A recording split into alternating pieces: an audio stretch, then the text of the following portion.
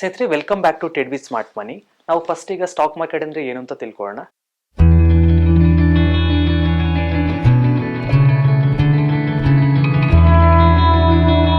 ನೋಡಿ ಸ್ನೇಹಿತರೆ, stock market ಅಂದ್ರೆ ಫೈನಾನ್ಷಿಯಲ್ ಇನ್ಸ್ಟ್ರೂಮೆಂಟ್ ನ ಟ್ರೇಡ್ ಆಗುವಂತ ಒಂದು ಪ್ಲೇಸ್ ಇದು. ಓಕೆನಾ?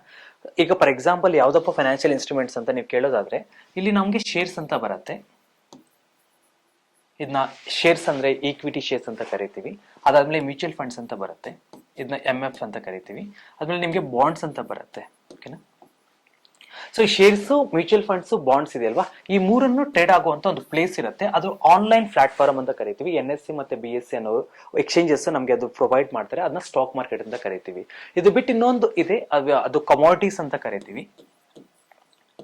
ಸೊ ಈ ಕಮಾಡಿಟೀಸ್ ನ ಟ್ರೇಡ್ ಮಾಡುವಂತ ಒಂದು ಪ್ಲೇಸ್ ಇರುತ್ತೆ, ಅದನ್ನ MCX ಅಂತ ಕರಿತೀವಿ. ಓವರ್ ಆಲ್ ಫೈನಾನ್ಷಿಯಲ್ ಇನ್ಸ್ಟ್ರೂಮೆಂಟ್ಸ್ ಅದೇ ಶೇರ್ಸ್, ಮ್ಯೂಚುವಲ್ ಫಂಡ್ಸ್, ಬಾಂಡ್ಸ್ ಒಂದು ಸಪರೇಟ್ ಆಗಿ ನಮಗೆ ಕಮಾಡಿಟೀಸ್ ಅಂತ ಬರುತ್ತೆ. ಇದೆಲ್ಲ ಫೈನಾನ್ಷಿಯಲ್ ಇನ್ಸ್ಟ್ರೂಮೆಂಟ್ಸ್ ಅಂತ ಕರಿತೀವಿ. ಇದು ಟ್ರೇಡ್ ಆಗುವಂತ ಒಂದು ಸ್ಥಳವನ್ನ ನಾವು ಸ್ಟಾಕ್ ಮಾರ್ಕೆಟ್ ಅಂತ ಕರಿತೀವಿ.